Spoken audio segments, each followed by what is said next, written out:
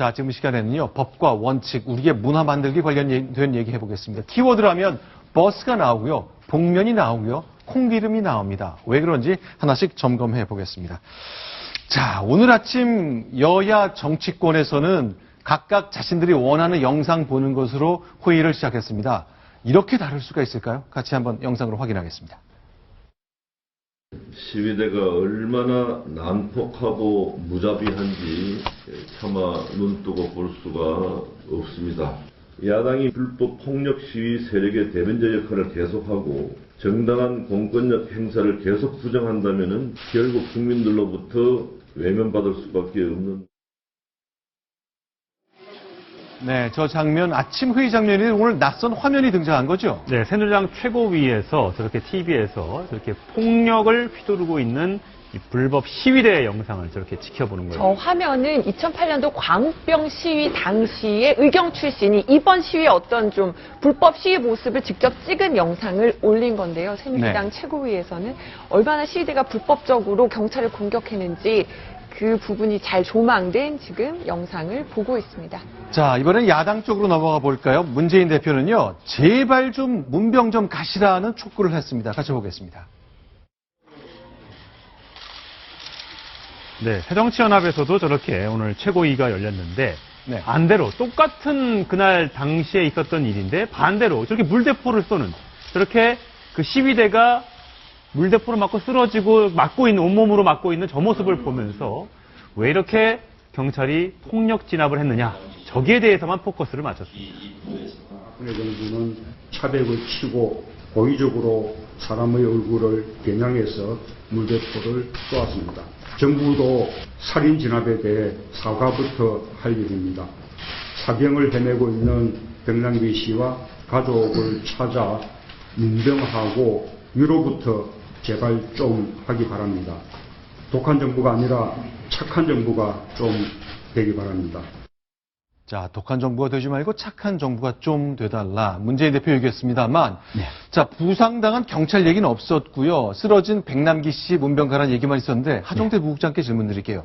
서로 교차해서 문병 가면 안 됩니까? 저건 교차해서 문병 가도 좋을 것 같습니다. 그런데 문재인 새정치연합 대표가 얘기한 부분, 저 백남기 씨 사실은 물대포에 맞아가지고 지금 뇌진탕으로 네. 다시 지금 수술을 했는데도 두개골을 덮지 못하고 있는 상황이거든요. 네. 그래서 다시 회복을 하더라도 거의 식물인간이 되지 않을까 이렇게 생각을 하는데 제가 보기에 경찰이 그날 시위에서 113명이 다쳤고요. 시위대도 29명이 다쳤습니다. 네. 그런데 시위대에 다친 사람은 경찰의 물대포에 의해서는 백남기 씨 농민이 있지만 네. 나머지 대부분은 물대포가 아니라 시위대에서 쏜 돌에 맞아가지고 다시 다친 겁니다. 아니요, 잠깐만요. 그러니까 시위대가 다쳤다 그러면 예. 경찰이 쏜 물대포 때문에 다쳤다는 게 아니라 동료 시위대가 예. 던진 돌에 맞아 다쳤다. 돌에 맞아가지고. 혹시 경찰이 던진 건 아니죠? 예, 그런 건 네. 아닙니다. 그렇기 때문에 전체적으로 부상을 입힌 주 원인이 시위대의 돌멩이거든요. 그리고 슈파이프 그런 상황이기 때문에 서로 지금 양쪽에서 뭐 문병을 가느냐 안 가느냐 이게 가장 큰 문제가 아니고요. 네. 시위 때마다 이렇게 많은 부상자가 나올 수밖에 있는 원인을 좀 치유를 해야 되는 겁니다. 네. 지금 차벽을 경찰이 쳤다고 하는 거에 대해서 문재인 대표가 문제를 제기하고 있지만 사실은 차벽은 네. 노무현 정부 때부터 경찰과 시위대가 직접 충돌할 경우에 네. 너무 많은 부상자가 생기거든요. 그것을 방지하기 위해서 차벽을 친 건데 그것이 마치 오히려 경찰의 어떤 과잉 진압의 수단으로 된 것처럼 얘기한 거는 문재인 대표가 상황을 잘못 파악한 것이다. 이렇게 말씀드릴 수 있습니다. 자, 그런데 오늘 재미있는 주장이 나왔습니다. 제가 앞서 콩기름 얘기를 했는데요. 자, 야권의 한 의원이 콩기름 얘기를 했습니다. 이분의 해석에 여러분 과연 동의하시겠습니까? 먼저 확인하겠습니다. 이번에는 참으로 창조적 진압 방법이 동원되었습니다. 경찰청장도 실토한 상황입니다. 이번 광화문 진압 과정에서 식용유를 사용했다고 합니다. 식용유를 왜 사용했겠습니까? 군중들이 식용유에 미끄러져서 뇌진탕당하다는 그런 악의적 의도가 아니었습니까? 혹시? 양지열 변호사님, 어떠세요? 일단 진압이라는 단어가 적절한 상황은 좀 아니었던 걸로 보이고요. 식용유를 쓰긴 썼는데 왜 그랬냐면 네. 차벽을 올라오는 상황에서 차벽을 못 올라오도록 하기 위해서 그 차에다 뿌렸다고 합니다. 지금 화면에 나오고 있지 않습니까? 아, 자, 식용유를 뿌리는 모습이 보이긴 하는데요. 시중에서 흔히 사용하는 건데 미끄럽게 만들면 경찰 차벽을 올라오지 못하는 게 하니까. 아, 시위대가 버스에 올라오니까 그렇죠. 못 올라오게 하도록. 예, 그래서 이제 정청래 의원이 얘기하는 것처럼 군중들이 전반적으로 다 미끄러져 넘어뜨리게 할 그런 창의적인 거는 아닌 거죠. 그러니까 공격 수단으로 쓰였다고 보기에는 좀 무리한 상황이죠. 이게요, 네. 두 가지가 있었는데요. 경찰이 이번에 새로 사용한 게 하나는 식용유고 하나는 실리콘이었거든요. 네. 식용유는 차를 못 올라가게, 버스에 못 올라가게 하는 수단이고, 네. 실리콘은 이제 버스를 넘어뜨리려고 할 때 또는 끌어당길 때 못하게 해서 바퀴에다 이제 넣었던 건데요. 네. 사실은 두 가지 다 실패를 했습니다. 왜냐면요, 시위대가 그거를 직접 오른 대신에 네. 사다리를 가지고 올랐기 때문에 그냥 올라갈 수가 있었고, 네네. 그다음에 보시는 것처럼 밧줄을 올라왔네요, 아주 두꺼운 저렇게. 밧줄을 사용했기 때문에 결국은 버스 5대가 모두 다 끌어당겨졌습니다. 그래서 경찰의 시위 저지선이 결국은 무너졌거든요. 그래서 정청래 의원 얘기처럼 그것이 네. 무슨 뇌진탕을 하기 위한 것이라기보다는 경찰의 저지선을 좀 그대로 유지하기 위해 했던 것 같은데 네. 실제로는 실패했다 이렇게 말씀드릴 수 제 있습니다. 생각에는 이제 버스에 올라오지 못하도록 식용유를 뿌렸다면 그게 그날 비도 오고 그랬기 때문에 살수자 때문에 바닥에 흘러내렸겠죠. 미끄러웠겠죠. 아마 넘어지셨을 겁니다. 시위대들이. 그러나 이게 식용유를 사용한 것이 보세요. 군중들이 식용유에 미끄러져서 뇌진탕 당하라는 그런 악의적 의도 아니었겠습니까? 라고 공개회의석상에서 최고위원 자격으로 얘기한 거거든요. 자, 이런 해석에 여러분은 어떻게 생각하실지 모르겠습니다만 전 동의 못하겠습니다. 자, 그러면요. 한 가지 좀 점검해 보겠습니다. 계속 나오는 것이 도대체 이게 왜 불법 집회냐?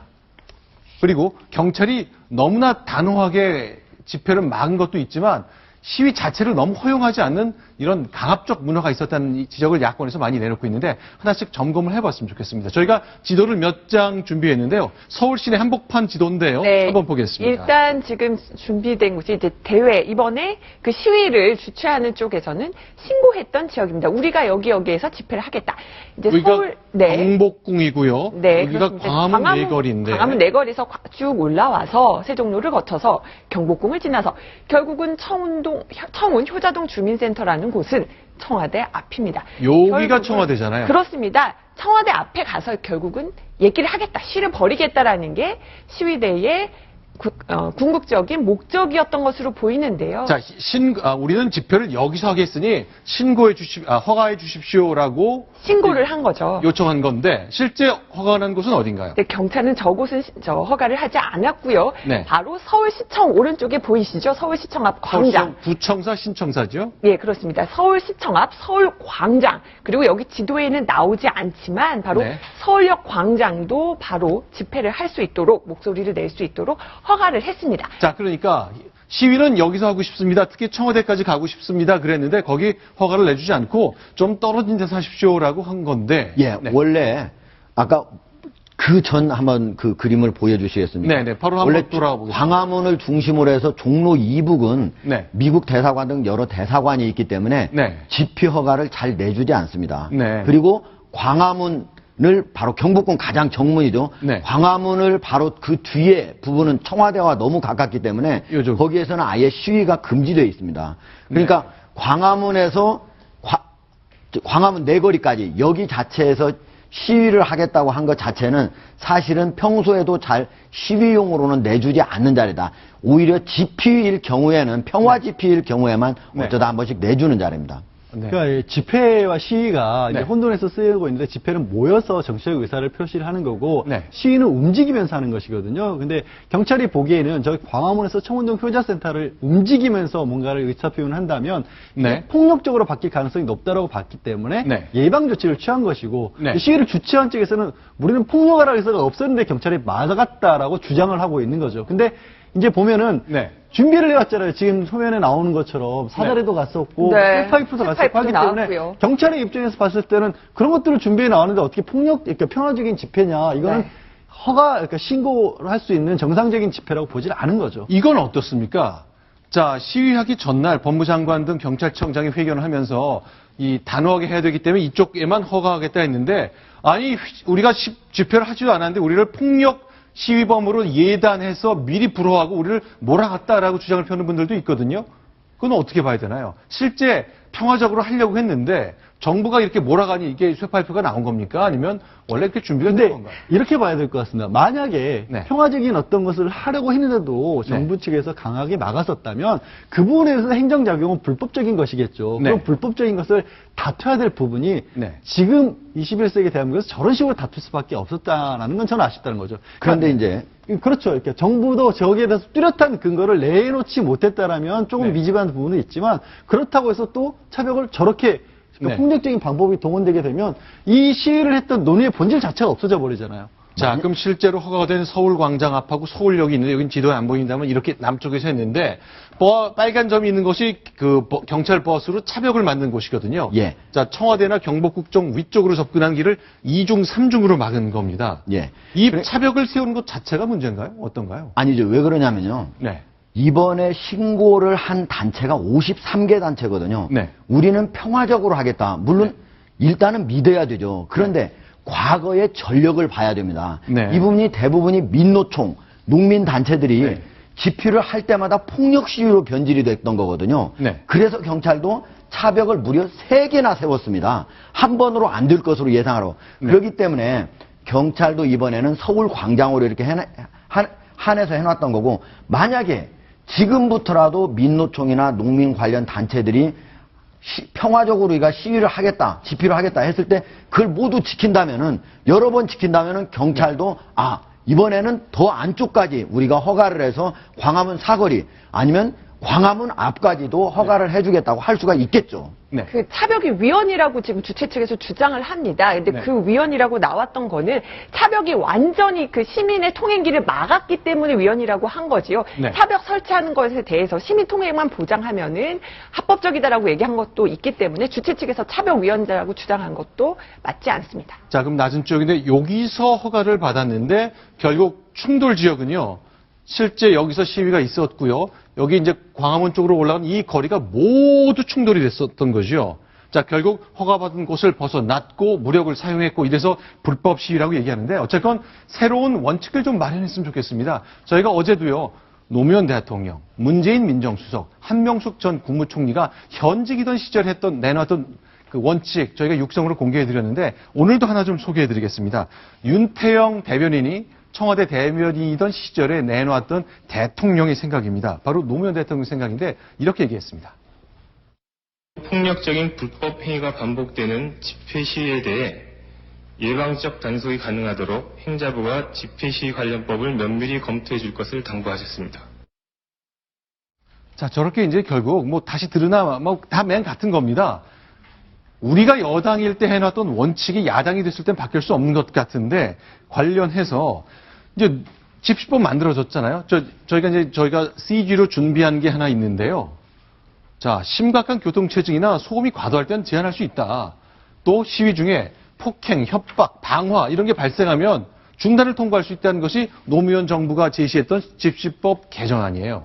그러니까 이런 거죠. 우리가 네. 집회나 시위 같은 것은 자신이 생각하는 것을 다른 사람에게 전달하는 정치적 의사 표현인데 네. 폭행이나 협박이나 방화가 발생했을 경우에는 더 이상 의사 전달이라고 볼 수가 없잖아요. 그렇죠. 헌법이 보장하고 있는 집회와 시위의 자유를 넘어서는 거죠. 집회와 시위라고 정당한 집회와 시위라고 볼 수가 없기 때문에 그 부분에 대해서는 법률로도 제한할 수 있다라고 했고 네. 실제로 집시법을 개정을 했던 거죠. 그런 부분을. 네, 자 2003년도 노무현 대통령이 집회와 시위에 관한 법률 개선을 지시했습니다만 어쨌건 큰 문화까지 정착시키는 데는 좀 거리가 먼 것 같습니다. 지금 화면에 보신 것처럼 우리의 시위 문화, 과연 저 모습을 바깥 사람들은 어떻게 생각할까요? 자, 그런데 지금 새롭게 나온 것 중에 하나가 이 복면을 시위대가 쓰는 바람에 너무 익명성이 보장돼서 너무 과격해지는 것 아니냐에 대한 의견이 나오고 있습니다. 그런데 헌법재판소는 이거에 문제가 있다고 판단한 거잖아요. 이거를 복면을 쓰는 것 자체를 처벌을 한다, 금지를 해버리게 되면은 네. 일종의 우리가 또 복장의 자유라는 것도 있고 그게 너무 과도하다라고 봤기 때문에 네. 여러 번 발의가 됐었습니다만은 통과를 되지 않았습니다. 네, 자 지금 화면이 두 갈래 나와 있는데 왼쪽 시위는 아무도 복면을 쓴 사람이 없는데 복면을 쓸 이유가 없어 보이네요. 지금 해외 같은 경우에는 사실은 네. 그걸 금지라고 하기 때문에 지금 저걸 풀어놓고 있죠. 예. 네.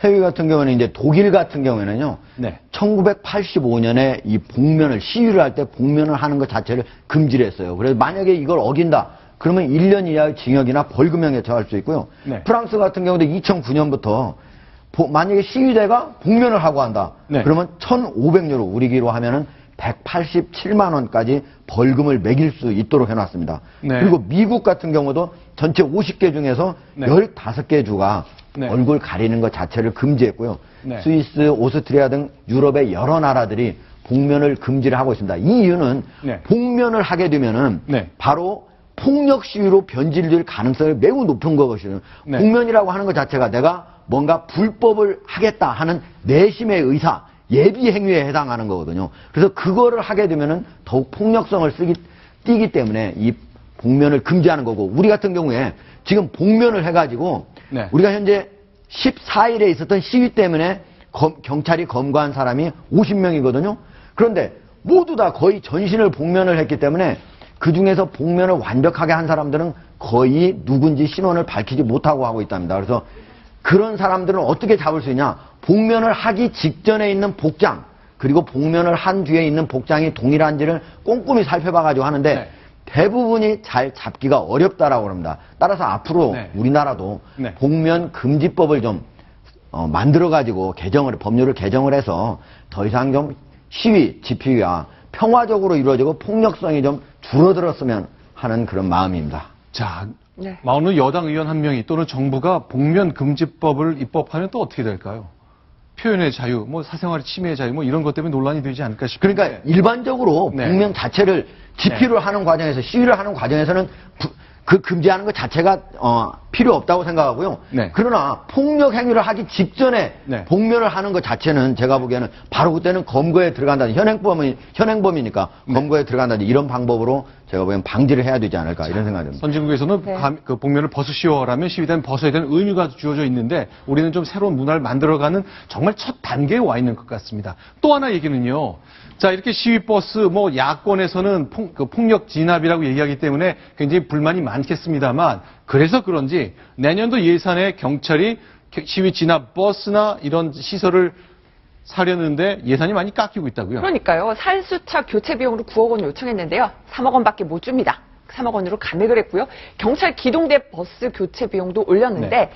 차벽으로 쓰니까 한 푼도 못 내준다 이런다는 네. 겁니다. 근데 요즘 의경들 굉장히 키도 커지고 다리도 길어지고 했는데 네. 저렇게 밥도 먹고 오래 타고 다녀야 되는데 무릎 통증 등 저 오래된 버스를 타고 굉장히 고통을 호소한다고 합니다. 이런 의경들의 고통도 그 야당 의원들이 좀 감안을 하셔야 될 것 같습니다. 자, 구형버스는 실내가 좁아서 다리를 제대로 뻗지 못한다. 상당수 의경이 통증을 호소하고 있다. 자, 저 버스죠. 저것이 이제 이동수단이기도 하고 식사 장소이기도 하고요. 낮에 잠시 눈을 붙이는 휴식 공간도 되기도 합니다만, 자, 못 내주겠다. 이런 판단을 내리고 있는 건데, 글쎄요. 어떤 모습일까요? 자, 그러면요. 지금 이제 조계사로 한번 가보겠습니다. 한상균 민주노총 위원장이 오늘 이제 이틀 전 저녁 때부터 이제 조계사에 들어갔는데 어떻게 되는 겁니까? 조계사에서 좀 의견을 내놓았습니까? 일단 지난 2013년도에 네. 철도노조 수석 부위원장인 박태만 부위원장이 은신했을 때만 해도 네. 산사에 찾아온 짐승도 쫓지 않고 먹이를 주는 게 불교정신이다. 이러면서 한 20일 동안 은신을 해 있었거든요. 물론 자기 발로 다시 나중에 20일 뒤에 나왔었지만 이번에는 이제 어떻게 가야 할 것이냐. 지금 현재 은신해 있는 곳은 네. 도심포교 100주년 기념관 여기가 아마 될 것으로 지금 기념관 4층에 은신하고 있는 것으로 지금 파악이 되고 있습니다. 네. 일단 오늘 그 민주노총 이 한상균 위원장이 네. 신변 보호 요청했어요. 조계종에 네. 날 좀 보호해달라. 그러면서 한 얘기가요. 부처님의 넓은 자비심으로 보듬어 달라. 이렇게 얘기했습니다. 한상균 위원장의 모습이 저렇게 빼꼼 얼굴 반 조금밖에 안 나오는데 네. 여기에 이제 중재 요청을 했습니다. 좀 보듬어 달라고. 네. 그래서 내일 그 조계종에서 화쟁위원회 회의를 열어서 2시쯤에 결정을 한다고 합니다. 네, 쫓을지 아니면 계속 데리고 있을지. 물론 종교이기 때문에 종교단체이기 때문에 네. 무작정 바깥으로 내보낸다는 것은 쉽지 않은 결정이겠으나 워낙 이번에 폭력 시위에 대해서 국민들의 감정이 안 좋은 상태이기 때문에 조계종의 어떤 발표를 좀 지켜봐야 될 것 같습니다. 일단 12월 5일에 민주노총은 2차 총파업 그리고 그 대규모 시위를 예고하고 있죠. 일단 조계종에서는 그 이전에 좀 나가달라는 의견을 냈다고 하는데 과연 실행이 될지는 좀 두고 봐야 될 것 같습니다. 버스 얘기, 복면 이야기, 그리고 식용유와 콩기름 이야기까지 나눠봤습니다.